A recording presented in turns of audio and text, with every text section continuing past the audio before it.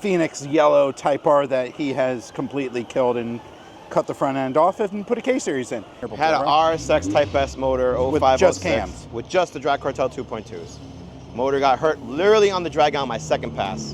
What a disaster that trip was. And project that happened in our front yard, basically. Front yard garage. Front yard garage. A lot of builds were happening around the house. Our neighbors hate us. Hey, Javi, we need to start with a 3. What? 3? 3, yeah. 300 horsepower? We need to start with that. Just. What?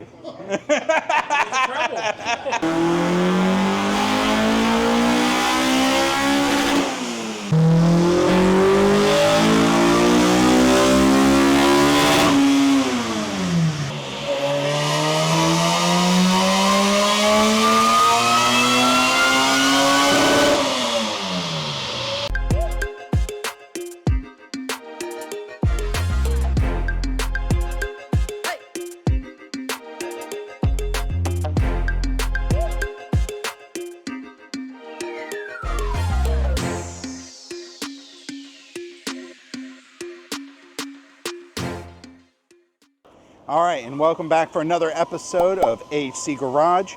We're here at STP Motorsports again, and we have some progress on the previous build of David's Phoenix yellow Type-R that he has completely killed and cut the front end off and put a K-Series in. But nevertheless, here we are, and as you saw in our previous video of David with the car, we had a lot of plans for it, and now all of a sudden it's done with no video to show you how it got there. Well, we get very busy at the shop, or I should say on the channel, and we didn't get a chance to film every project. So this happened at home, in the home garage, and we had a whole team of people in our spare time putting in work to get this together. Now that you know that, we can tell you everything that we put into it, and you can see what we put together. So starting off, it's still pretty much the original motor with some tweaks to it. David can tell you a little bit more about what we did to it and what you're looking at here, because it doesn't look anything like it did before. I think it looks much better. I appreciate that. That means a lot to me. Well, it didn't look good before, so. I know, that's why I never popped my hood. Yeah. So, we stayed with the K20A Integra Type-R from the DC5 from Japan. We upgraded a couple things that you saw. It looks a lot better in the engine bay. First thing was the Jackson Racing Supercharger M62. And it was a disaster. We took it apart in the last video. You saw that. Besides the color change, which looks 10 times better, we got brand new rotors, brand new bearings, and got it ported and powder coated and heat coated as well. We sent it out to John Bond.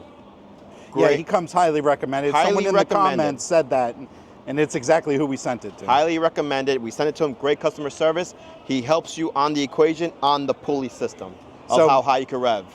The thing with the Supercharger is this will only turn so many numbers of RPMs before the bearings fail and the Supercharger blows, which is what happened to it previously.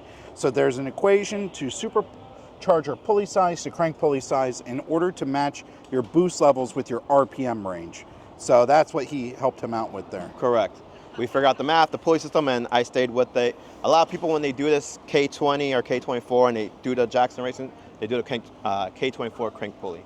You get more boost, but you can't really rev as high as a Honda would love to because you're overspinning the bearings on the Supercharger. I stayed with the Type-R crank pulley. So just with that, with the Supercharger, we also did the plumbing system, which is a big changer for these Superchargers because they always get heat soaked. And us being in South Florida with all the humidity, this little heat exchanger is filled with water and wet weather. So it keeps everything nice and cool, it drops the temps down and everything like that. So that being said, in the motor, we did some internal work. We ended up swapping the drag cartel cams from the hatch into here and taking the IPS cams and putting them into the hatch. We also gave it a hybrid racing tensioner and a drag cartel chain saver at the bottom there. That we fixed the AC. We did over here a hybrid racing fuel system on it. David still has his classic Golden Eagle fuel rail on there with some new injectors. What kind of injectors? FICs, and they're 1400 cc's. So we got plenty of fuel. We have a flex fuel system that we got from Burton Racing as well. Also, we updated his power steering loop with a Chase base set up much more appealing. We also have a aftermarket engine on here, engine harness on here. Before he was running a RSX harness, kind of rigged up to work on the setup. So now I think it's much more appealing under here, and we should be able to make some good progress. Some other upgrades we did was the radiator. So we're running this EP3 radiator from 2008. We upgraded to the Koyo Rad. Beautiful, highly recommended, and the fans. We went with Michi Race, and then I also slim fan for the AC. Pretty tight fit, but we got everything to work. Yeah, it was definitely not easy. So, that being said, this one's pretty much a wrap on here.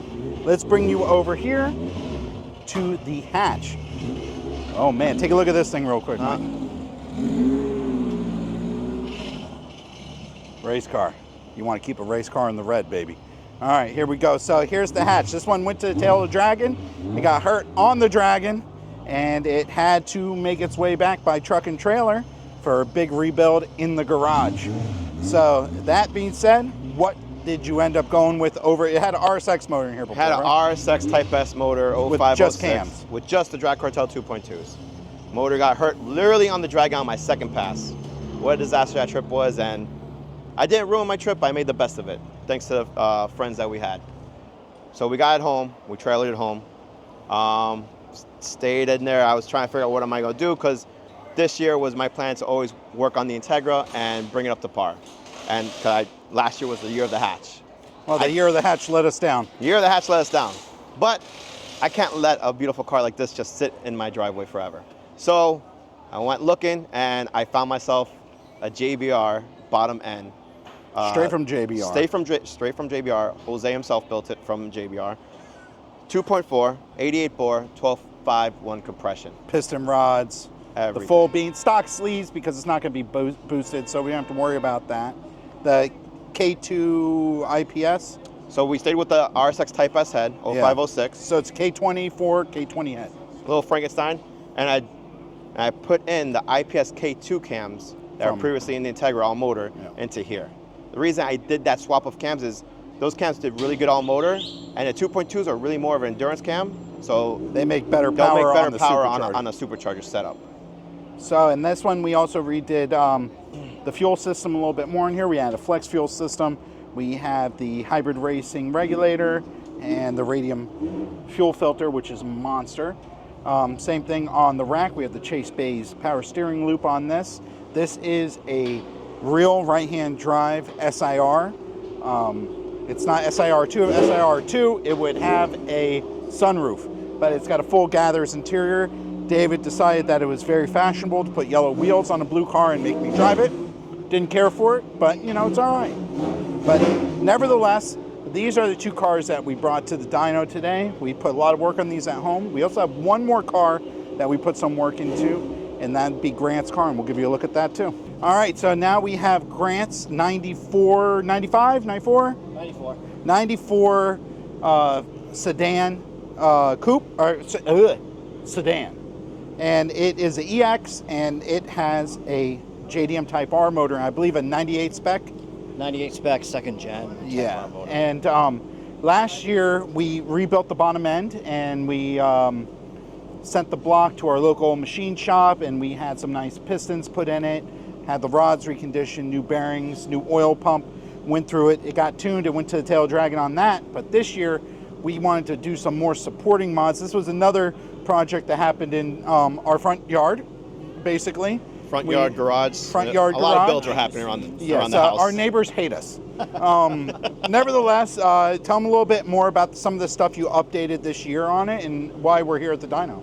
We're here at the dyno because I'm going to finally tune it for the alpha headers, and I believe this is the alpha intake from Skunk 2 and the It's an Ultra. Yes. And the 70mm throttle body that comes with it. Did you have this Digi-Dizzy on there as well? Didn't have the Digi-Dizzy, and getting that without the header and the intake, it improved everything. So the Digi-Dizzy is a plug-and-play coil-on-plug setup that doesn't need any modifications to your ECU. It's pricey. It's in the $800 to $900 range, depending on the options you go with from them. But it's 100% plug-and-play, and it's really, I think every B series, it's 100% necessary because it brings the car into this century. It gives you a peace of mind because the distributors are prone to Yeah, break, no, and where are you distributors getting them fail. from?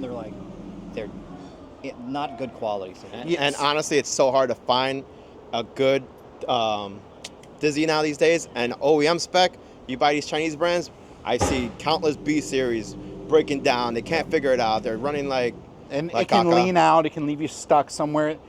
So normally the coil on plug setups will utilize the stock distributor housing and the stock position sensors. And this has all of its own internal circuitry, and it's super easy to set the timing on it.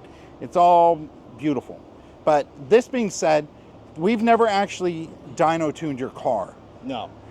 We've street tuned it a bunch, so now we're actually going to Seat of have the pants. hobby tune go in there and really get it sorted out, and we'll know actually what it makes. I mean, I hope it makes 200 horsepower. My expectations are 200 horsepower, but if it I makes believe more the than- compression's about almost stock, but with forged internals. It's about Yeah. 11.5, 11.3. So it should be pretty good with that cams setup. and the high compression valve Yes, stems and as well. you put cams in it this time? Yeah. So kind Skunk of cams? 2. You guys know the cams. He put Skunk 2 Pro ones. Skunk 2 Pro ones, This is yeah. more of a me and John collaboration build. We're like, hey, John, Grant, buy this, and he said okay. Nothing's ever done without a collaboration. Nothing good ever happens. And without you know, it's I'm just happy that it's a B series and we put together in the garage together, and it doesn't smoke and it runs great. This car used to be like a smoke screen going down the road, and you know, typical Honda burning oil lawnmower, like crazy. totally smell like How much oil were you burning? Do you remember? every gas station, so every tank, maybe Half half a quart. quart. Yeah, so it had a lot of good use on it, but we reset the odometer on it by doing a full rebuild, bearings, oil pump, everything, and we're gonna put it on the dyno too and see what it makes. He's gonna go first, so that'll set the tone for the evening.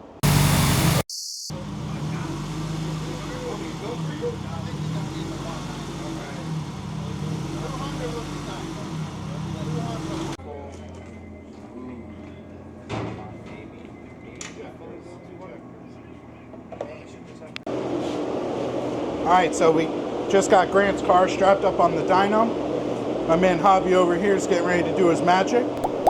Tunes one of the fastest Hondas in the world, you know. Now he's going to tune one of the slowest ones, but it's okay. I'm just joking, buddy.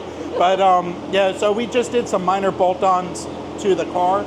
So this just needs a little cleaning up in the actual tune. So this one should go pretty quick. I think it should hopefully make around 200 horsepower. That's about what the goal is. It'll be a nice, healthy Hey, Javi, setup. we need to start with a 3. What? 3? 3, yeah. 300 horsepower?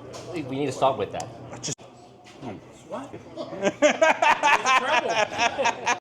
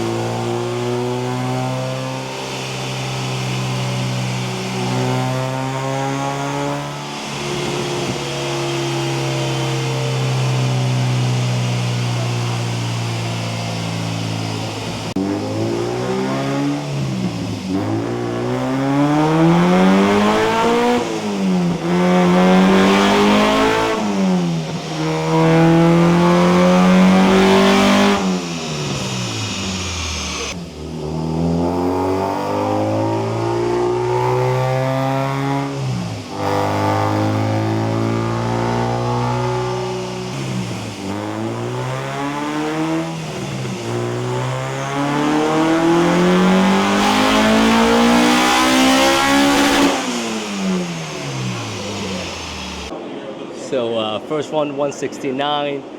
Second one, 197 over 132. Not bad.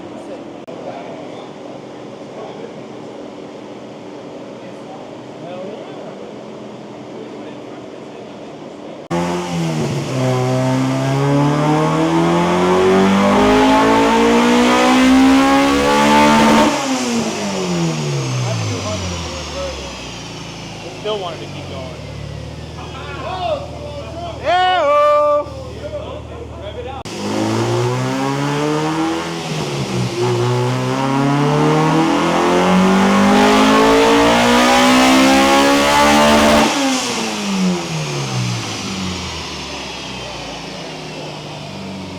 Oh yeah, now it's clean.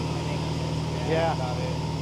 So we put the car on the dyno and we first went ahead and did a pull, and it leaned out quite a bit. We added a lot more airflow to the motor, so we had to add fuel into the tune. It only made like 163 horsepower initially. Then Javi did his magic and we got it up to 202 and 133 torque. And all you had to do was really mess with the fuel, and didn't have to really mess with the timing that much. And this one's done and ready to go. On to the next car. Here's where we're going to start making some jam.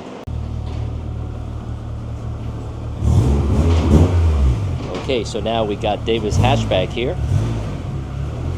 John is driving behind the wheel. Boom, right there.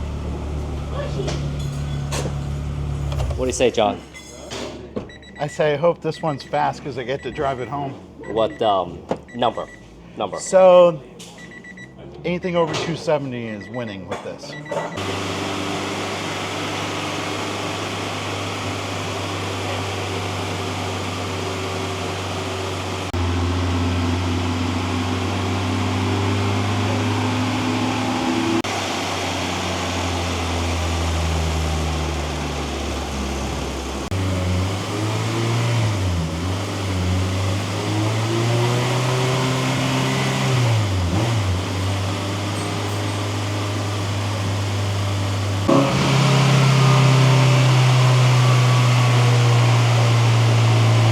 All right, so it looks like we ran into a fuel problem with the Civic.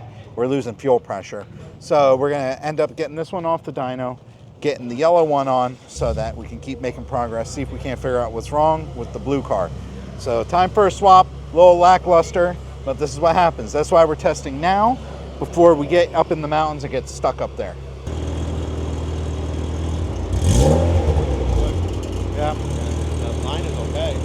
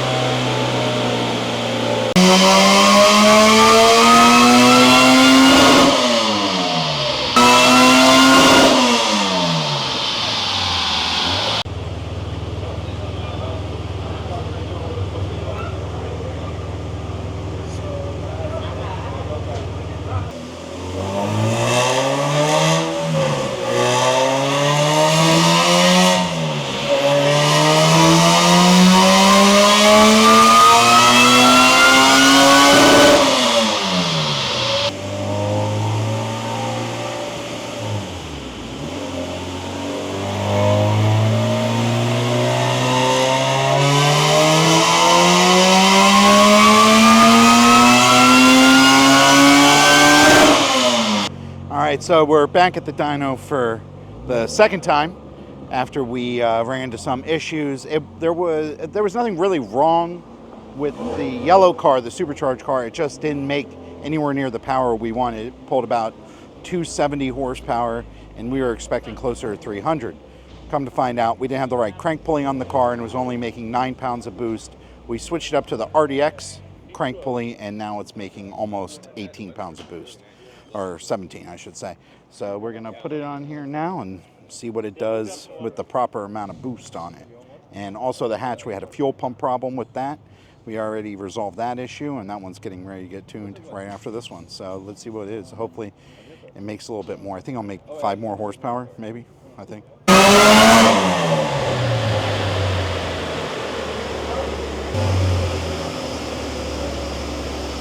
What's up, doctor?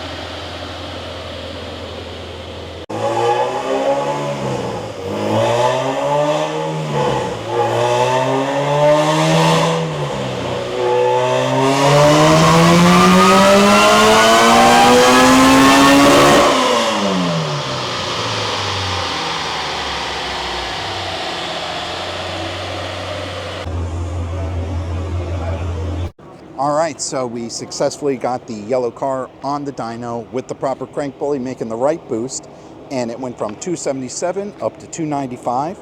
Awesome power there. And then we threw the ethanol on it, and it made 330 and about 230 torque.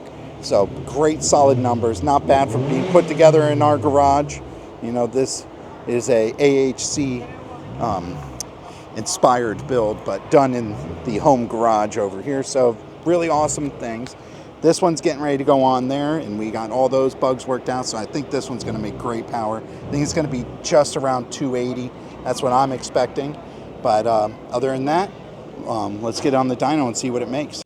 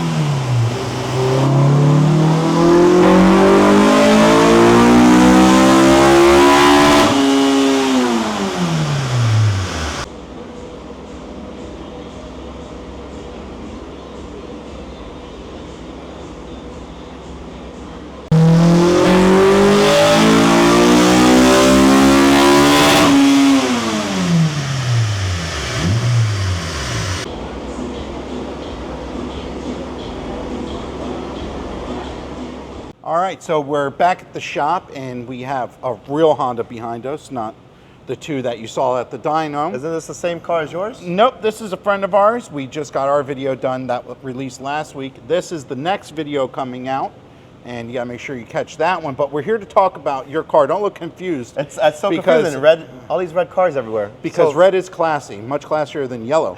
But nevertheless, we're back, and I left off because I had to take off from the dyno session, and I didn't get to see the results of the hatch. What did your hatch end up doing? So the hatch ended up doing on 93, 270 with 270 horsepower with 206 torque, and then we swapped it out to the flex fuel E85, and surprisingly on NA you don't really get that much, so we went up 275 with 212 torque. Yeah, so E85 not really worth the additional cost and hassle on the hatch, but on boost makes a huge difference. So that's good.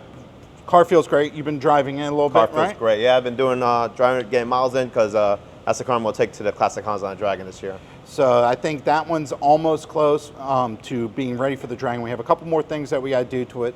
That might make another video over here. Just definitely be tuned for that. We're going to be doing some of the stuff that we did on my hatch, on his, as far as some of the hone suspension mods, and that should be pretty cool. Definitely a neat thing to do Definitely to the looking car. forward to it, since you said my arms were like this. Yeah, it straight. corrects the angle behind the car, get your geometry back into spec. Yeah. So the hatch is good, hatch is solid, and that is, what are the specs on that motor again, 88 millimeter? It's a 88 bore, 1251 compression with a RSX Type S head, IPS K2 cams, ported RBC, K2 cooler intake, and a cheapy header, right? Yeah, it had a reverse megaphone, but it performed well. So nevertheless, that's what we got. I think it's solid power. The car is a blast to drive. And the most exciting thing is it made almost the same torque as the Supercharged Integra, which I don't think he even remembers the torque the Supercharged one did. I do. So on pump gas, I don't remember torque there. I made 295. And then on E85, it does crazy numbers for that. Great increase compared to NA. It jumped up to 330 with 230 torque. And that's because you're able to run a lot more timing when you add the ethanol, the fuel. The engine's running cooler, so all that stuff. So that was pretty awesome. Those are all ready. This is the next one up. Now, there's a little overlap from this one to my car, but this has a nice little twist to it at the end. Definitely got to stick around to see this. Right after this, I'm back onto my hatch, and our goal is to get that one up and running as soon as possible so it's not sitting around collecting dust. But as far as this goes, I think that's the end of this video. You were able to get both of your cars together, and successfully. We're about ready and happy with that. I know you didn't get to see the builds on the channel, but you get to see a whole lot more coming up. We have a lot of stuff in the pipeline, and make sure that you guys, like, follow, share this with your friends, ask questions. I'm in there answering questions. Mike's in there answering questions. David might come through to see pretty things said about his cars, but nevertheless, we're all active in here. Make sure you guys are back for the next one, because we have plenty more.